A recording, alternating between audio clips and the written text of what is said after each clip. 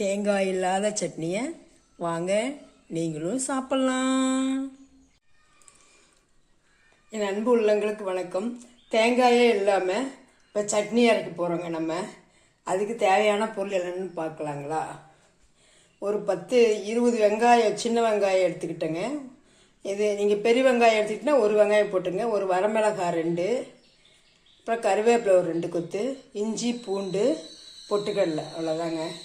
இது ரொம்ப ஈஸியாக செஞ்சிடலாங்க. இப்போ நம்ம எப்படி செய்யலாம்னு பார்க்கலாம் வாங்க. இப்போ வானொலியில் நான் ஒரு 2 டீஸ்பூன் எண்ணெய் ஊற்றிக்கிறேங்க. இப்போ எண்ணெய் காஞ்சிச்சுங்க. இந்த வெங்காயம் மிளகாய் போட்டுக்கலாங்க. நீங்கள் இந்த இடத்துல மிளகாய் வந்து பச்சை மிளகாவும் போட்டுக்கலாம். பச்சை மிளகாய் 2, வரமிளகாய் 2 கூட உங்களுக்கு காரமாக தேவைன்னா அது அப்படியும் போட்டுக்கலாங்க. நான் பச்சை மிளகாய் போடல. அப்புறம் இஞ்சி பூண்டு நல்லா வதக்கிக்கலாங்க. இப்போ இது கூட இதுக்கு தேவையான அளவு உப்பு போட்டுக்கலாங்க. உப்பு போட்டு நல்லா வதக்கிக்கலாம். உப்பு போட்டோம்னா டக்குன்னு வெங்காயம் வறுபடும்.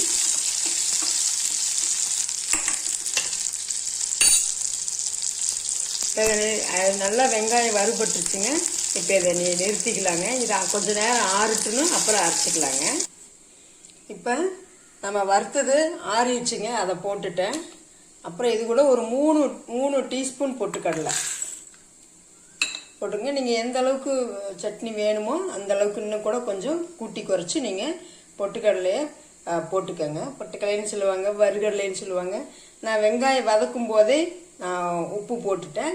நீங்கள் அப்படி வதக்கும் போது உப்பு போடலைன்னா இந்த இடத்துல உப்பு போட்டுக்கோங்க. இப்போ நம்ம கொஞ்சமாக தண்ணி ஊற்றி நல்லா பேஸ்ட் மாதிரி அரைச்சிக்கலாம். இப்போ இந்த மாதிரி அரைச்சிக்கோங்க. நல்லா பேஸ்ட் மாதிரி அரைச்சிருங்க. இப்போ நம்ம வேற ஒரு பவுலுக்கு மாற்றிக்கலாங்க. இப்போ நம்ம மிக்சி வந்து எந்த அளவுக்கு கொஞ்சம் தண்ணி ஊற்றி நல்லா இன்னும் கூட கொஞ்சம் தண்ணி ஊற்றி நல்லா கலக்கிக்கலாங்க. இந்த கன்சிஸ்டன்சிக்கு நீங்கள் தண்ணி ஊற்றிக்கங்க. இப்போ இதுக்கு நம்ம வந்து ஒரு தாளிப்பு கொடுத்துடலாங்க.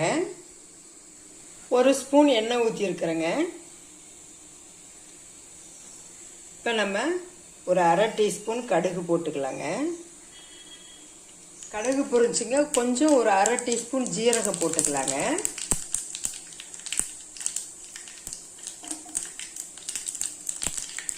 அப்புறம் ஒரு மிளகாய் கிள்ளி போட்டுக்கலாங்க. அப்புறம் கொஞ்சம் கருவேப்பிலை, அவ்வளோதாங்க, எடுத்து கொட்டிக்கலாங்க.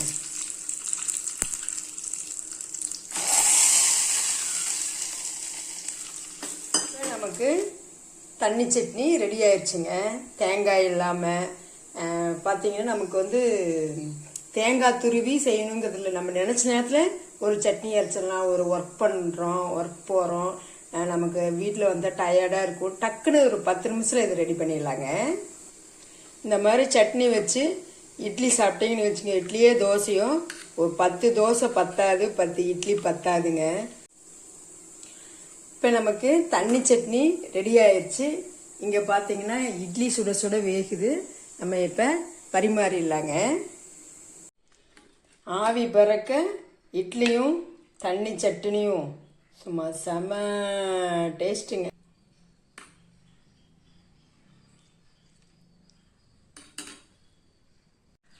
தேங்காய் இல்லாமல் இந்த சட்னியை நீங்களும் நான் சொன்ன அளவுகளை நான் எப்படி செஞ்சனோ அதே மாதிரி செஞ்சு நீங்களும் செஞ்சு பாருங்கள். உங்களுக்கும் சூப்பராக வரும்.